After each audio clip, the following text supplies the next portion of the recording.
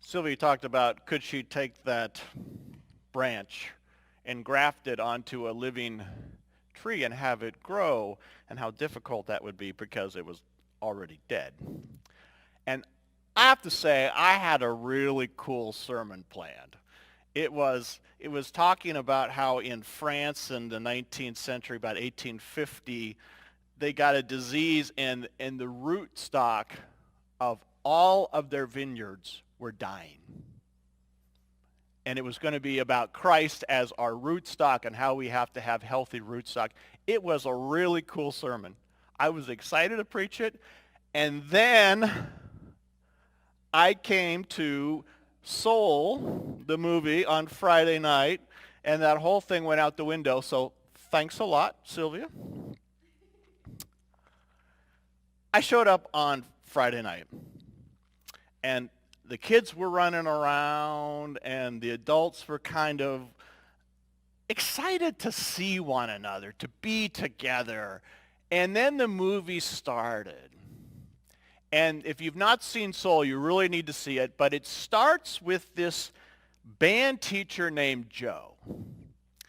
And Joe is someone who loved jazz. When he was growing up, he didn't think anything about it. And his dad took him to a concert, not a concert, but a jazz thing. And he saw the guy riffing on the piano, and he's like, wow, this is what I want to do with my life. This is amazing.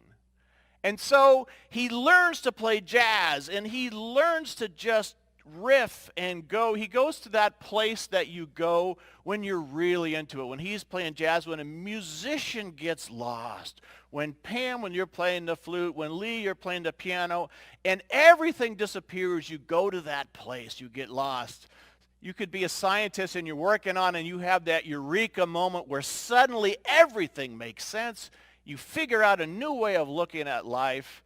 It may be a grandmother who is preparing food for her entire extended family who's coming over, and she is just putting her love in every ingredient she puts into that meal. But we've all been in that place where we kind of just go and we're just in another place. Joe had that, and he was going to be a jazz musician, but at every time it was like, no, we're looking for someone else. We're looking for someone else. And so he became a substitute band teacher, or actually in this case, a part-time band teacher. And they show the band, and there's one girl with the French horn, not the French horn, the trombone, thank you. I actually did play brass, so I should know this. And she was into it, but everyone else was like this. And it's like, I forgot my instrument. And the person that's supposed to be on the piano is asleep. And his life is just this disaster. And he goes, and the principal comes up and says, I got great news. We're going to make you full-time. You get to do this every day, all day long. And he just thinks, my life is over. And he walks out and he gets a call from an old student who says this woman who's a sax, she is the Taj Mahal, she is the cat's meow, she's got it going on, and says, they need a pianist. He auditions, and she says, you're hired. Come tonight and wear your best suit, and we're going to make music like you've always wanted to make. And he is just walking on. He's stepping in front of cars, and he doesn't get hit, and all of a sudden he steps in a manhole. And he finds himself on this basically escalator up to this great big light that he's going to join. And he's a soul. And he's like, no, my life hasn't even begun yet. I can't do this. And so he's got to figure out a way to try to make it back to earth. And the only way he can do that is to find a soul who's supposed to go back to earth and get their sneaky little badge. This is where we meet soul number 22. If you know how many people have been alive, we're about 8,658,422. Lots of people. This is soul 22. She doesn't want to go. She doesn't want to go to Earth. And they keep giving her mentor after mentor, people who have died, to say, this is great.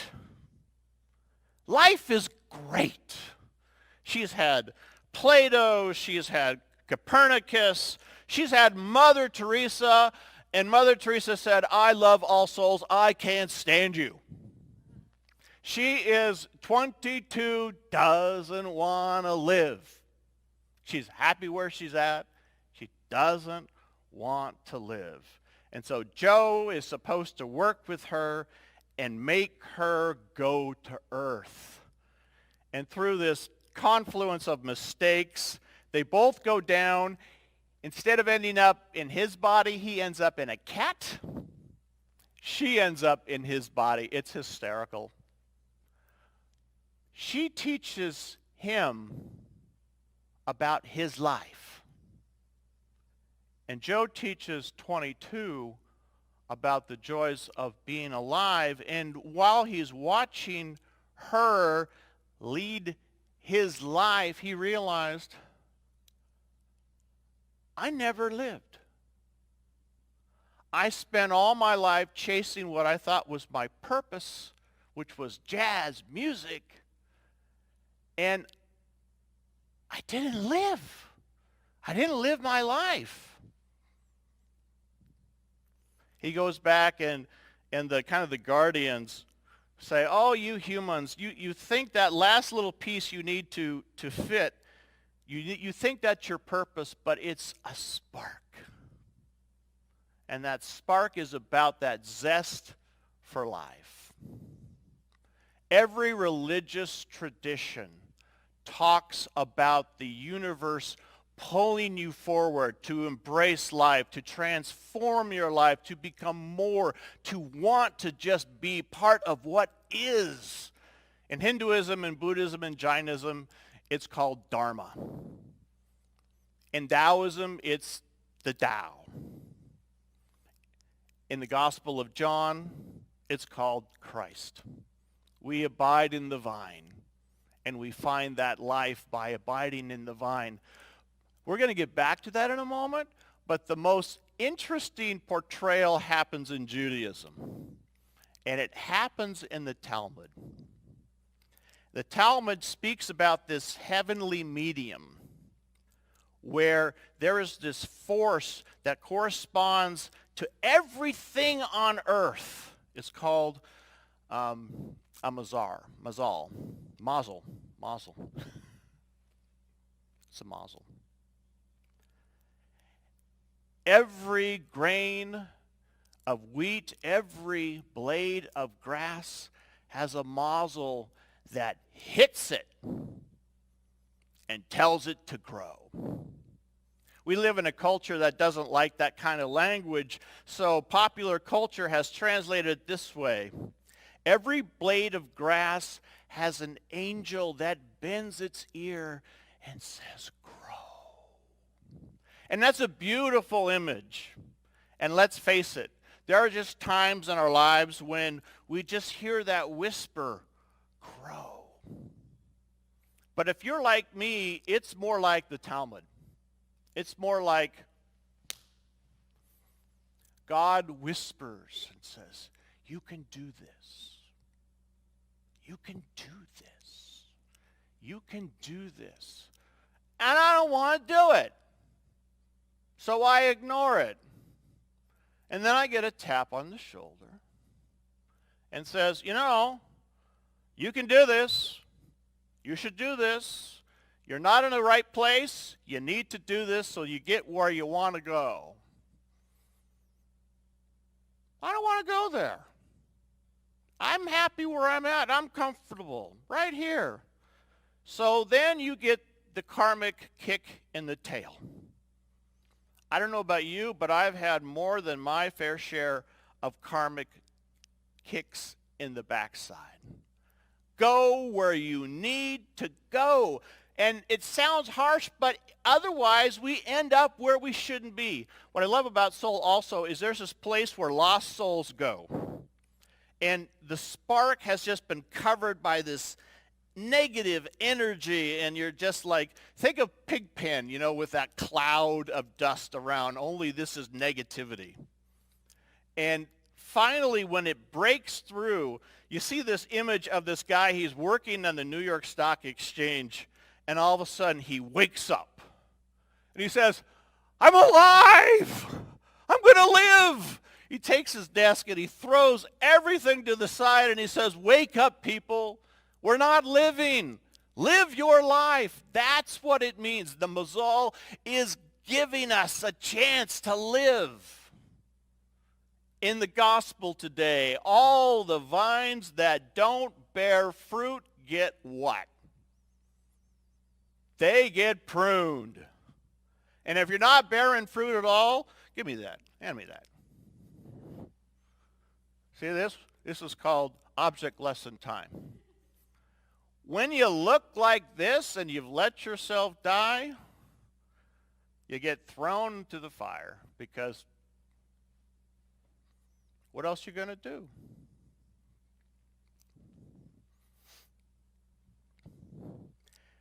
Christianity talks about Christ as the vine. But I like the image of the Mazal telling us, you can grow. You can grow. You can grow. Grow, darn it, grow. And not leaving us alone. What's great about the film is that 22 becomes a Mazal for Joe. And Joe becomes a Mazal for 22. We are Christ for one another. Let me be Christ for you. God knows I need you to be Christ for me. We are all able to be part of that spiritual force, that body of Christ that calls us into a future that we need to embrace by just saying that spark that's in us, yes, I want to live. I want to live my life. I don't want to be a lost soul. Christ is that spark for us. We are that spark for one another. I was sitting in a van. I was sitting next to a van. I do not own a van. I was sitting in my car with the windows down, listening to the movie. But I was sitting in a van that had 4 children with their windows down, listening to the movie. And the children had the questions and the comments that children have. And I realized they're getting this. They're getting this. They're asking questions of their parents, and their parents are asking them, but they're kind of answering in a way of like, that's a really good question. You're getting this. I had a friend who had a baby girl. They also had an older daughter who was 2, and as older daughters are, who are only children, when she was going to get a younger sister, she was not particularly happy, because you are the center of your parents' lives when you're an only child. And so the parents were a little bit like, oh, how's she going to do? And finally one night she says, I want to talk to my sister alone. And it's like, okay. So they let her in, but they are smart enough to stand just outside the door, just in case. And the daughter gets down and she whispers in her baby sister's ear. Do you remember what God looks like? I'm beginning to forget. Do you remember what God looks like? I'm beginning to forget. Every church wants young families. You know why we need young families? Because young children are only beginning to forget what God looks like.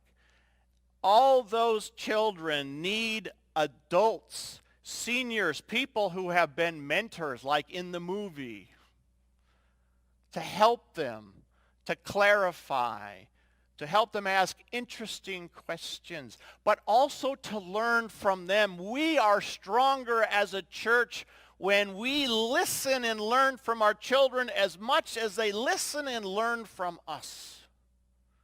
They can be a model for us just like we can be a model for them. They are Christ. Christ is in them. Let us be Christ for one another. This church can be a place where lost souls, and let me tell you, every soul at one point gets lost. If you think you come to church because you're not a lost soul, then you need to look in the mirror. But this is a place where the lost are found. And the found rejoice and say, wow, there but for the grace of God go I. And I might go there again, and I'm going to be in a community that helps me be found. We might have to do things in different ways. The Mazel is always saying, grow, grow, grow. Your search committee is looking for a pastor who is going to not make you comfortable, but to tell you, grow. The job of a pastor is to comfort the afflicted and to afflict the comfortable. Sorry to break it to you, but that's the job. We are Christ to one another, and no one can heal and seal a wound in a way that is a balm like Gilead, like Christ. But Christ can also say, get out of the boat, walk to me across the water. It's not an easy thing to do. You're probably going to get wet. I know I did. God is always calling us forward. So, yeah, Friday night, an entire sermon got blown up by a movie. It got blown up by a van full of kids who had that spark that was drawing them into the future, that was Christ drawing them into the future, that was their parents nurturing, laughing with them, crying with them during this movie. We are the body of Christ. We abide in the vine. When we abide in that vine, we grow, we bear fruit abundantly, but God will prune us when we don't. Little children teach us not to take ourselves too seriously, to remember what it is that God looks like. Let us be the true vine that Christ calls us to be, because he is that vine and we are his body. Let us truly abide in the vine.